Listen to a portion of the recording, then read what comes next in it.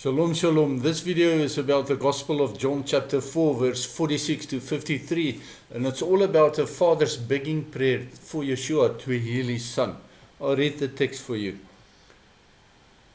So Yeshua, went again to Cana of the Galilee, where he had turned the water into wine. Now there was a nobleman whose son was sick in Capernaum. He heard that Yeshua had come from Judea to the Galilee, and he went to him and begging him to come down and heal his son, for he was about to die. Then Yeshua said to him, "Unless you see signs and wonders, you'll never believe." The nobleman said to him, "Sir, come down before my child dies." Yeshua told him, "Go, your son lives." The man believed the word that Yeshua said to him, and he started off. While on his way down, his servants met him, saying that his son was living. So he asked them the hour when the boy began to get better. They said, "The fever left him yesterday, the previous day, at about the 7th hour. That's about 1 p.m. or 13 hours. Then the father realized that it was the same hour Yeshua said to him, "Your son lives." Now he himself believed, along with his whole household.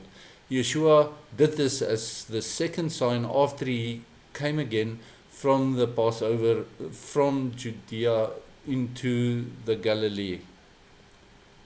The man's begging prayer was, "Sir, come down to Capernaum before my child dies." The walking distance between Cana and Capernaum is about 36 kilometers. That's about as far as one can walk in a day, as a fast-paced walk covers about 4 kilometers in an hour. The one-way journey would require 9 hours of sustained fast walking. So if the walker stops to rest or to eat or to drink water, then the journey will easily require 10 to 12 hours of walking.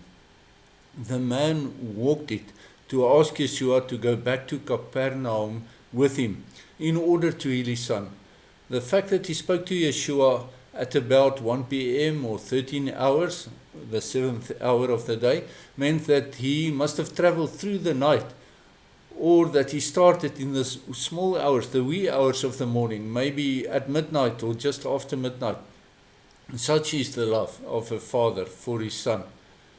Noblemen are not accustomed to begging. This father did not react in pride, though. He humbled himself before Yeshua. It was in this act of humbling himself that true nobility is revealed. After Yeshua's own example, Yeshua, being the noblest of noblemen, humbled himself to come in the role of a suffering servant Messiah.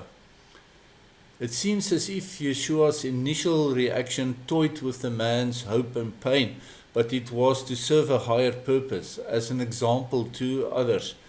When you too experience distress and it seems as if Adonai tarries to answer your urgent prayers, it is to serve a higher purpose as well. You should know that. In such situations, we have to persist in our petitions to Him in begging prayer. In this case, Yeshua encouraged the people in Cana to come to faith, as His presence was not to do mere magic tricks for entertainment.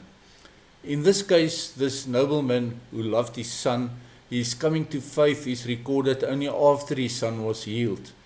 But then, considering his strenuous journey to come to Yeshua, his hope was already faith in practice before the son was healed.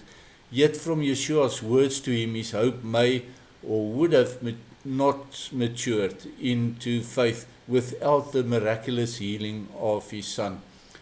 And this poses a question to each one of us to remember the miracle that brought you and me to faith, a miracle that defeated our natural evil inclination. The event of the father and the sick son that was healed has a prophetic parallel. We can cast the characters as follows. The nobleman represents God the Father, and Yeshua is the Son, destined to die horribly from the sickness of sin at the next Passover.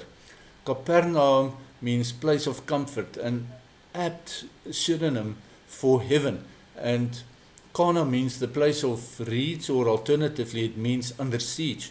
It reminds us not to trust in people such as Egypt's Pharaoh, who the Bible called a broken reed, to anyone who trusts in him when they are under siege. Kana represents the world.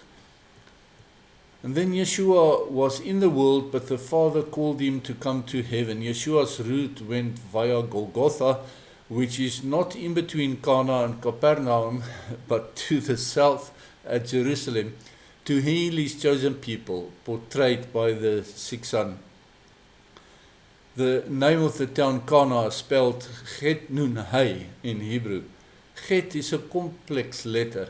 Chet represents life in Chaya with a Chet Yud, Chaya, life, but Chet is also sin, and the letter looks similar to a hay, but there is no way out. Chet is a dead end.